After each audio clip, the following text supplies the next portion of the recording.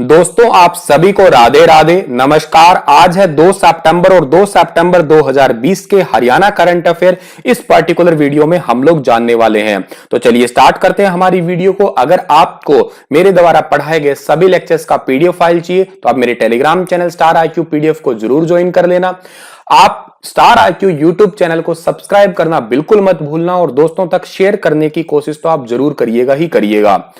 कल मैंने आपसे जो सवाल पूछा था उसका सही जवाब क्या है कि हरियाणा में पहली बार जैव विविधता दिवस कब मनाया गया है। तो हरियाणा में पहली बार जैव विविधता दिवस मनाया गया है 22 मई 2019 को। डी ऑप्शन जो है इस क्वेश्चन का हमारा वो बिल्कुल ठीक है। तो चलिए आज के करंट अफेयर शुरू करते हैं। सबसे पहला क्वेश्चन हमारे लिए बहुत इंपॉर्टेंट सवाल भी कि हाल ही में लुआस ने किन पशुओं में एलर्चिया कैनिस नामक परजीवी की पहचान की है।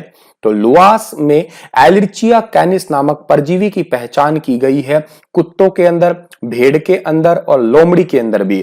डी ऑप्शन जो है इस क्वेश्चन का हमारा वो बिल्कुल ठीक है। वैज्ञानिक हैं लुआस के जिनका नाम है सुखदीप वोहरा, वैज्ञानिक हैं अनिल वोहरा और एक है स्नेहिल गुप्ता। इन्होंने जो है अब तक की लंबी रिसर्च के अकॉर्डिंग पता लगाया कि कुत्ते, भेड़ और लोमड़ी में एड्स जो है वो हो सकता है और ये चिंचड़ के कारण फैलता है और इस परजीवी का नाम है एलर्चिया कैनिस। भारत में अगर मैं बात करूं तो टोटल 9,000 लाख जो है कुत्ते हैं, लेकिन हरियाणा में 19 लाख कुत्ते हैं। कुत्तों में भारत में अब तक कोई एड्स के सिम्टम नहीं देखने को मिले थे, लेकिन अब ऐसा मिला है कि ये कुत्ते, भेड़ और लोमड़ी तीनों ही पॉजिटिव पाए गए हैं। सर इनके सिम्टम क्या होंगे? अगर आप कह रहे हैं चिंचड़ से फैलते हैं तो चिंचड़ तो भैंस में भी होता है, तो चिंचड़ से तो भैंस वगैरह में भी फैल सकता है, बिल्कुल फैल सकता है। तो पशुओं के सिम्टम क्या होंगे? या तो एड्स होने पे पशु जो है वो कमजोर होने लग जाएगा, उसकी बॉडी की ग्रोथ रुक जाएगी, उसके नाक से ब्लड आएगा, सबसे बड़ा सिम्टम है ये, ठीक है। और के साथ जो है उसकी आंखें भी लाल हो जाएंगी, जो कि आपको प्राइमरी सिम्टम के रूप में पहचानना होगा। भगवान ना करे कभी ऐसा हो, लेकिन फिर भी पहचानना तो जरूरी है ही। अच्छा, इसके बचाव क्या है सर? बचाव तो भाई चिंचड़ नहीं लगने देना चाहिए, साफ सफाई का ध्यान रखना चाहिए। बाकी सबसे इंपॉर्टेंट है एक दवाई है जिसका नाम है डॉक्सीसाइक्लिन। ये 5 से 10 मिलीग्राम अगर दे दी जाए तो हो सकता है कुछ हद तक बचाव हो सकता है पहले ही। चलिए आगे बढ़ते हैं हम लोग। अच्छा, उससे पहले एक लुआस के बारे में भी जिक्र कर लेते हैं। लुआस की जो स्थापना हुई थी कब? 2010 में और वीसी का नाम क्या है यहाँ का? गुरदयाल सिंह है। अगला क्वेश्चन हमारा है कि हाल ही में किस यूनिवर्सिटी में वर्ष 2009 में आविष्कार की गई फल छेदक मशीन को भारत सरकार के पेटेंट कार्यालय की ओर से पेटेंट मिल गया है। ये जो यूनिवर्सिटी है इसका नाम है HAU, हरियाणा एग्रीकल्चर यूनिवर्सिटी। देखिएगा क्या है कि यहाँ की यूनिवर्सिटी ने एक फल छेदक आपकी जो फ्रूट ड्रिलिंग मशीन बनाई थी। बेसिकली इसका यूज जनरली कहाँ पे किया जाता है? आंवले को ड्रिल करने के लिए यूज किया जाता है। ये तकरीबन 1 घंटे में 80 किलोग्राम आंवले को ड्रिल कर सकती है। आंवले को ड्रिल करने का मतलब क्या है सर? आंवले को मुरब्बा बनाया जाता है ना, तब इसका यूज किया जाता है जनरली, क्योंकि आंवले के मुरब्बा ही जनरली खाया जाता है। क्योंकि आंवला सीधा तो कैसे खा सकते हैं, बहुत ही ज्यादा खट्टा होता है। 1 2 3 4 5 इससे ज्यादा कब कैसे खा सकते हैं हम लोग? तो इसके लिए से 2009 में इसके पेटेंट के लिए आवेदन किया गया था, लेकिन अब जो सफलता मिली है वो अब मिली है। इस मशीन को बनाया किसने है? इस मशीन को प्रोफेसर मुकेश गर्ग और दिनेश मलिक, एक स्टूडेंट है, उन दोनों ने मिलकर इस मशीन का आविष्कार किया है यूनिवर्सिटी के अंदर। और मेनली जो है इसका आंवले के मुरब्बे के अंदर ही जो है इसका प्रयोग किया जाता है। अब HAU की बात करें तो HAU की स्थापना 2 फरवरी 1970 को हुई है और वीसी का नाम डॉक्टर समर सिंह है, जो कि आपको याद रखना है। ये हरियाणा के हिसार में स्थित है यूनिवर्सिटी। अगला क्वेश्चन भी सीधा सा है पर बहुत इंपॉर्टेंट जरूर है कि देश के अंदर 2% आबादी वाले हरियाणा की ओलंपिक मेडल्स में कितने परसेंटेज की साझेदारी रही है? वैसे तो आबादी के रूप में देखा जाए तो केवल 2% है पूरे भारत की, लेकिन मेडल्स देखा जाए तो 11% की हिस्सेदारी रही है हरियाणा की। डी ऑप्शन जो है इस क्वेश्चन का हमारा ठीक है। अब तक भारत ने टोटल 28 मेडल जीते हैं और उस 28 में से 3 मेडल जो है हम हरियाणा वालों ने ही जीत रखे हैं। 3 किसने जीते हैं? एक विजेंद्र सिंह ने जीते हैं, मुक्केबाजी में कांस्य पदक जीता था 2008 में। योगेश्वर दत्त ने कुश्ती में जीता था कांस्य पदक 2012 में और साक्षी मलिक ने कुश्ती में ही जीता था कांस्य पदक 2016 में। हालांकि हम कांस्य पदक ही ले पाए हैं अब तक, लेकिन फिर भी उम्मीद है कि आने वाले टाइम में हम लोग गोल्ड तक भी कहीं ना कहीं पहुंचे।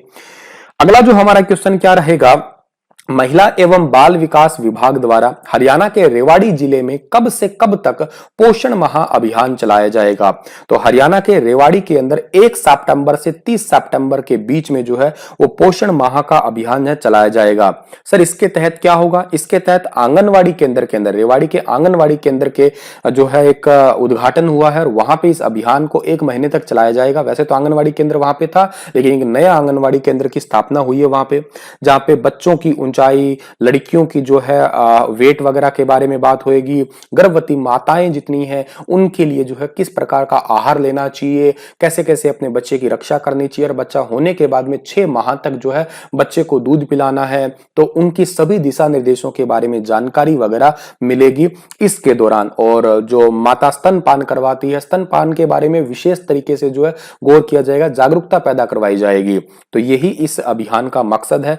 रेवाड़ी की बात की जाए तो रेवाड़ी की स्थापना 1 नवंबर 1989 को, क्षेत्रफल 1594 वर्ग किलोमीटर, उपनामों में वीरभूमि, सैनिकों का शहर और ब्रास सिटी भी आता है यहाँ पे। मेलों में भोली माता का मेला, बाबा सूरजगिरी का मेला और बाबा सैयद समाधि का मेला भी प्रसिद्ध है। अगला जो हमारा क्वेश्चन है कि हाल ही में हरियाणा सरकार ने विवाह पंजीकरण अधिनियम 2008 से जुड़े कार्य किस विभाग को सौंपने की मंजूरी दी है? तो हरियाणा सरकार ने विवाह पंजीकरण अधिनियम 2008 से जुड़े कार्य जो है वो राजस्व विभाग और आपदा प्रबंधन विभाग को सौंपने की मंजूरी की है। अच्छा, इसका मतलब क्या होगा सर? देखिएगा, अभी वर्तमान में जो प्रक्रिया है उसके अकॉर्डिंग दूल्हा है, दुल्हन है या गवाह है, जब भी विवाह पंजीकरण करवाते हैं तो गवाह की जरूरत पड़ती है, तो उन्हें एक से ज्यादा बार जो है व्यक्तिगत रूप से जो है उपस्थित होना पड़ता है। 2, 4, 5, 6 बार आना पड़ता है। तो बार बार आने जाने में देखो, चलो दूल्हा दुल्हन आ जाएंगे, लेकिन जो आपके क्या कहते हैं गवाह हैं उनको लाने ले जाने में दिक्कत होती है। तो इस नई प्रक्रिया के अकॉर्डिंग जो है अब यह फैसला किया गया है कि उनको केवल एक ही बार व्यक्तिगत रूप से पेश होना पड़ेगा, और ये डिपार्टमेंट अब राजस्व विभाग और आपदा प्रबंधन विभाग के तहत ही होगा। तो इतनी बात आपको जो याद रखनी है इस क्वेश्चन से संबंधित। आगे बढ़ते हैं हम लोग। तो हाल ही में कोरोना के सामुदायिक फैलाव को रोकने के लिए हरियाणा में कॉन्टैक्ट ट्रेसिंग कितने % कवर करने का फैसला किया गया है? तो हरियाणा में कॉन्टैक्ट ट्रेसिंग जो है वो 100% कवर करने का फैसला किया गया है। ठीक है, डी ऑप्शन जो है इस क्वेश्चन का हमारा वो बिल्कुल ठीक है। कॉन्टैक्ट ट्रेसिंग का सीधा सा अभिप्राय इतना ही है कि हरियाणा के हर क्षेत्र, हर जिले के अंदर जो है वो कोरोना की टेस्टिंग हो सके। ओवरऑल अभी 96% तो है ही हरियाणा के अंदर, ठीक है, लेकिन इसे 100% करने का लक्ष्य रखा गया है। और हरियाणा के अंदर अभी तक 75,000 से ज्यादा लोग जो है उनको मेडिकल सर्विलेंस के अंदर रखा जा चुका है। हरियाणा के अंदर मैं आपको बता दूं कि रिकवरी रेट बाकी राज्यों से के मुकाबले काफी हद तक अच्छा है। अगला जो क्वेश्चन हमारा है वो बहुत इंपॉर्टेंट है कि हरियाणा में अब बिजली बिल बिजली कार्यालय के अलावा और कहां पे हम लोग जमा करवा सकते हैं? तो बिजली बिल जो है अब हम डाकघर में भी जमा करवा सकते हैं। ऐसी घोषणा बिजली निगम के चेयरमैन शत्रुजीत कपूर ने की है।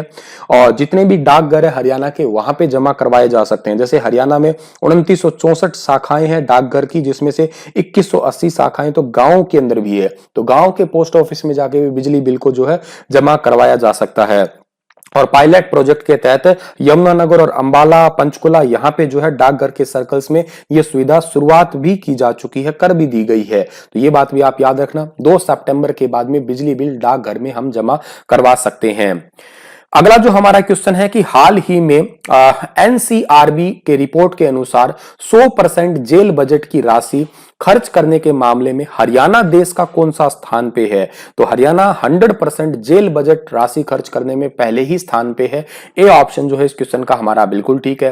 एनसीआरबी का फुल फॉर्म है नेशनल क्राइम रिकॉर्ड ब्यूरो, और इसके अकॉर्डिंग है कि 100% जेल बजट की राशि खर्च करने में हरियाणा पहले स्थान पे है। 2019-20 में जेल बजट 272 करोड़ रुपए जो है हरियाणा में खर्च हुआ था। एक इंपॉर्टेंट बात है कि अनपढ़ों से ज्यादा पढ़े लिखे कैदी जो है वो हरियाणा की जेल में बंद है। इनमें से बीए भी है, एमए भी है, बीटेक है, एमटेक लोग जो है वो जेल की हवा खा रहे हैं वर्तमान में। और दूसरी बात है कि कोर्ट में जो दोषी साबित हो चुके हैं उनमें 74% और अंडर ट्रायल कैदी जो है वो 76% पढ़े लिखे हैं। एक और इंपॉर्टेंट बात है कि पूरे भारत में हरियाणा राज्य एकमात्र ऐसा राज्य है जहां पे दूसरे राज्यों के कैदी ज्यादा बंद है, 13%, तकरीबन 1352 लोग जो है बाकी और राज्यों के हैं यहाँ पे बंद। और दूसरी एक और बात भी है कि हरियाणा में ग्राफ, जो क्राइम का ग्राफ है ना, वो सबसे ज्यादा किसका है? अनुसूचित जाति या जनजाति वर्ग का है। 21% लोग, 21% या इससे भी ज्यादा लोग जो है क्राइम में इन्वॉल्व है। और एक बात है यहाँ पे एनसीआरबी है, यानी कि नेशनल क्राइम रिकॉर्ड ब्यूरो है। इसकी स्थापना कब हुई है? 11 मार्च 1986 को इसकी स्थापना हुई है। अगला क्वेश्चन हमारा है कि हाल ही में हरियाणा के किस जिले में प्लाज्मा दान करने वालों को क्रिकेटर युवराज सिंह के ऑटोग्राफ वाला गिफ्ट देने का फैसला किया गया है? तो क्रिकेटर युवराज सिंह के ऑटोग्राफ वाला गिफ्ट देने की घोषणा हुई है गुरुग्राम के अंदर। सी ऑप्शन सही है। क्रिकेटर की ऑटोग्राफ वाली कैप मिल सकती है, टी शर्ट मिल सकती है, शर्ट मिल सकती है, ताकि ज्यादा से ज्यादा लोग जो है प्लाज्मा को डोनेट करें। और के साथ में जो है जिस भी व्यक्ति ने प्लाज्मा डोनेट किया है उसको और उसके परिवार को 1 साल तक फुल बॉडी चेकअप बिल्कुल फ्री ऑफ कॉस्ट दिया जाएगा। ये इसलिए किया जा रहा ताकि ज्यादा से ज्यादा लोग जो है वो कोविड-19 के मरीजों को बचा सके, क्योंकि प्लाज्मा से बहुत लोग जो है वो ठीक हुए हैं। और दूसरी बात है कि हरियाणा में प्लाज्मा बैंक सबसे पहला कहां खोला गया है? रोहतक केंद्र। दूसरा कहां पे है? फरीदाबाद में। बस आपको ये दो याद रखने हैं। घोषणा सबसे पहले फरीदाबाद की हुई थी, लेकिन उद्घाटन किसका हुआ है? अनिल विज द्वारा रोहतक का हुआ है। बस ये दो याद रख लो, बाकी तीसरे चौथे पांचवें की कोई इतनी आवश्यकता नहीं है हमें। ठीक है। हाल ही में हरियाणा सरकार ने किस जिले में मॉडल संस्कृति स्कूल खोलने की घोषणा की है या खोलने की मंजूरी दे दी है? देखिएगा, थोड़ा टाइम पहले मैंने आपको पढ़ाया था कि हरियाणा में 108 नए मॉडल संस्कृति स्कूल खुलने जा रहे हैं। 20 पहले से हैं, 108 और खुलेंगे, 128 हो जाएंगे। उनमें से एक अब जो है खोलने की मंजूरी मिली है, हिसार जिले के आर्यनगर के अंदर जो है ये खुलने वाला है। तो इतनी बात आपको याद रखनी है। 100% ये इंग्लिश मीडियम स्कूल होने जा रहा है।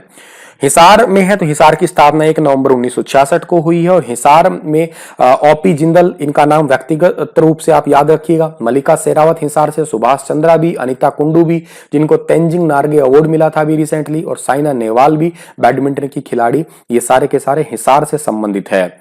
इसी के साथ ये लेक्चर समाप्त होता है। पर आपके लिए क्वेश्चन है कि बनसोतर वन में एक हाथी पुनर्वास एवं अनुसंधान केंद्र स्थापित किया जा रहा है। ये किस जिले का है? पानीपत, यमुनानगर, कुरुक्षेत्र या अंबाला? विस्तार से लिखिएगा इस अनुसंधान केंद्र के बारे में भी और इस जिले के बारे में भी। बस इतना ही था आज का लेक्चर। धन्यवाद। वीडियो को शेयर करना। धन्यवाद।